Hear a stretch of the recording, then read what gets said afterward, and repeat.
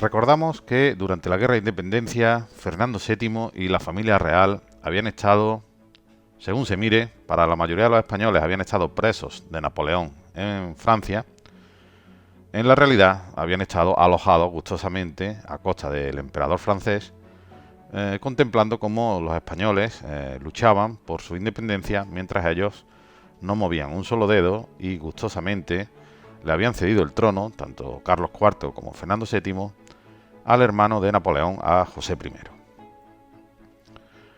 Cuando termina la Guerra de Independencia, tras prácticamente 6 años de una durísima guerra, recordad que el modelo de lucha elegido por los españoles había sido la guerra de guerrillas, la cual tiene unos efectos durísimos sobre la población civil. Pues, como hemos dicho, cuando termina esa guerra de independencia, Napoleón, por el Tratado de Valencé, reconoce a Fernando VII como rey de España y de las Indias, renunciando así a los derechos que, según él, tenía su hermano José I, fruto de las abdicaciones de Bayona. Bien, el caso es que el pueblo español, cuando se entera del regreso de Fernando VII, mostró unas clarísimas muestras de júbilo y de alegría. De hecho, lo apodaban el deseado, sin saber realmente lo que les esperaba, porque este rey va a dar muestras de muchísima crueldad y de muy pocos escrúpulos respecto a ese pueblo español que con tantas ganas o con tantas esperanzas lo recibió. De hecho, recordemos que cuando está pasando la frontera desde Francia a España, venía en un carruaje tirado por caballos y el pueblo decidió desenganchar los caballos, coger a ellos mismos la carroza y tirar del rey. Y cuando a gente ilustrada o gente con conocimiento le dijo: tened cuidado, que con este rey igual vuelve el absolutismo, pues muchísima gente respondió y se hizo famoso el grito de: pues si eso es así, que vivan las cadenas, que vivan las caenas, dicho en lenguaje castizo. Es decir, la gente prefería un rey absolutista a un régimen liberal, siempre y cuando fuera, según ellos, su legítimo rey. Bien, el caso es que evidentemente cuando, tal y como era previsible, cuando en 1814 regresa Fernando VII, le presentan la obra constitucional de las Cortes de Cádiz e inmediatamente la abole, la elimina, restaurando el absolutismo y siendo apoyado además por la Santa Alianza, que recordemos que eran los países que habían derrotado a Napoleón.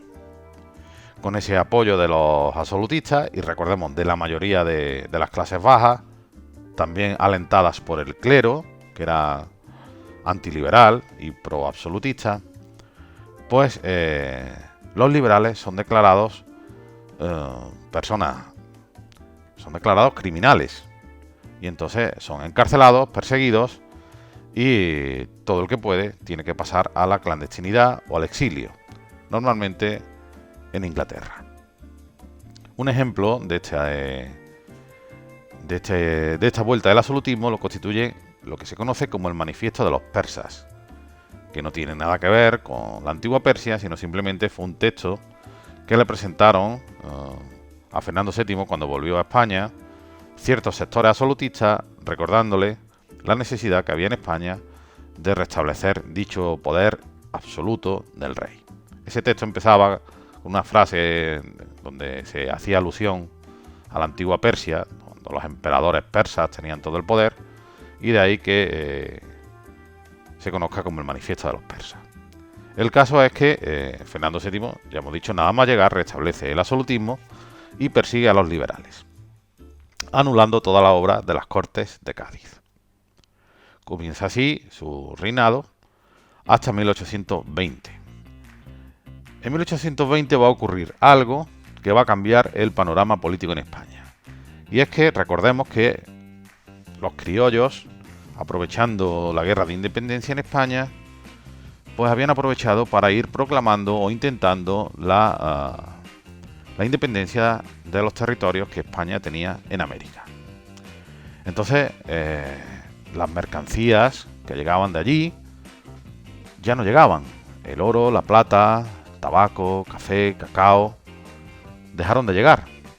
Y Fernando VII se propone recuperar estas posesiones. Para ello, decide armar un ejército y decretar una leva. Una leva era un reclutamiento forzoso de españoles para engrosar dicho ejército.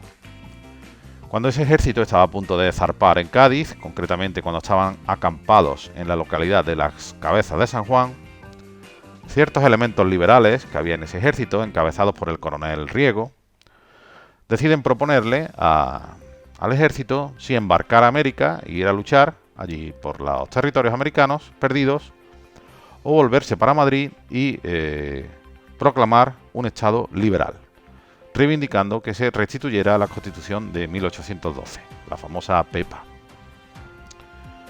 El ejército decide apoyar las ideas liberales, se vuelven para Madrid y cuando están frente al palacio prácticamente, Fernando VII dice que, bueno, que él no veía ningún problema, que si ese ejército lo que quería era que en España hubiera un régimen liberal, él era más liberal que cualquiera. De hecho, la famosa frase que dijo es: caminemos todos juntos y yo el primero por la senda liberal. Es decir, aceptó el liberalismo sin ningún tipo de problema y firmó las Cortes, la Constitución de Cádiz. Por lo que en España, en 1820, él cede el poder y se proclama el régimen liberal establecido en dicha Constitución.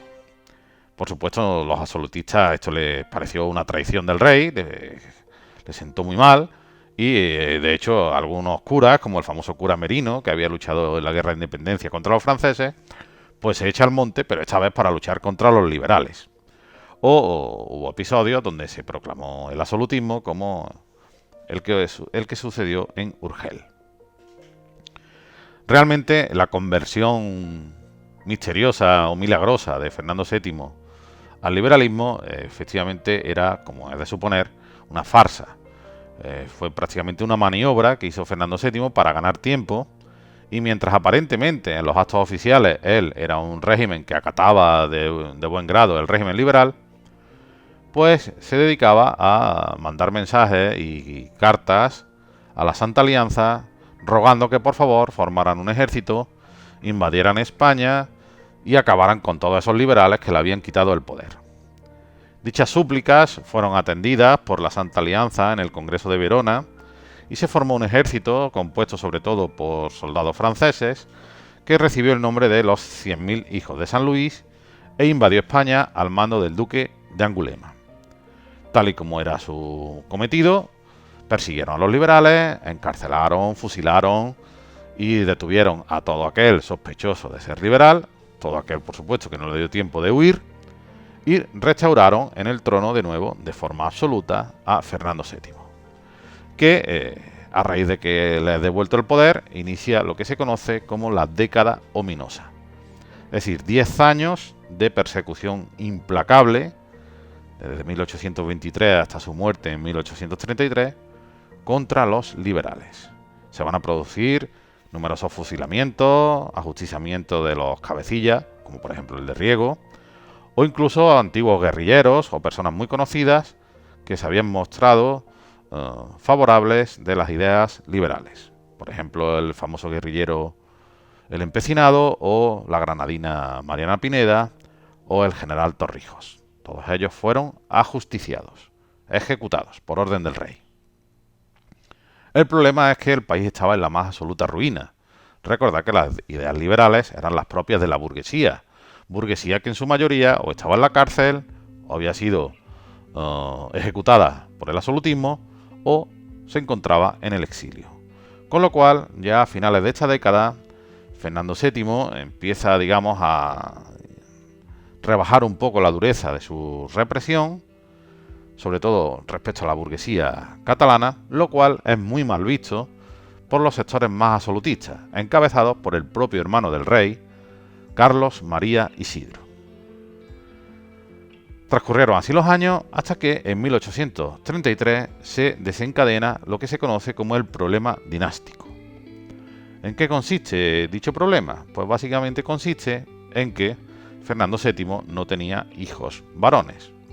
No tenía hijos, de hecho, ni varones ni mujeres. Sin embargo, en 1830 se anuncia que su esposa, María Cristina, está embarazada. Ante esta noticia, Fernando VII decide promulgar lo que se conoce como la pragmática sanción. La pragmática sanción lo que hacía era abolir la ley sálica, eliminar la ley sálica que habían establecido los Borbones cuando llegaron en el siglo XVIII a España. Según la ley sálica, quedaban abolidas a su vez las antiguas partidas castellanas por las que una mujer no podía reinar en España. O sea, las partidas castellanas permitían que las mujeres reinaran en España. Con la ley sálica borbónica, ese permiso quedaba eliminado y solo podían reinar los varones. Pues bien, lo que hace Fernando VII con la pragmática sanción es abolir la ley sálica y por tanto las mujeres pueden volver de nuevo a reinar en España. Con lo cual, estando su esposa embarazada, él se aseguraba de que naciese niño o naciese niña, podría ser rey o reina de España. Evidentemente, esto a su hermano Carlos María Isidro le sentó muy mal. ¿Por qué?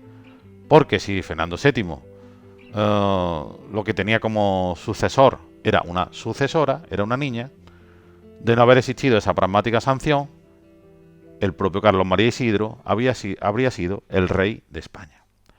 Por lo tanto, esta cabeza visible del absolutismo en la que se había convertido Carlos María Isidro, cuando nace la niña, Isabel, futura Isabel II, dado que por la pragmática sanción va a ser reina de España, él no acepta esa decisión y va a ser el inicio de una guerra civil, de una serie de guerras civiles que van a marcar todo el siglo XIX español. Por un lado, los carlistas, partidarios del absolutismo, y por otro lado, los liberales, que apoyarán a la reina niña, a Isabel. Finalmente se acabarán imponiendo el bando liberal y el absolutismo quedará en España como propio de épocas pasadas.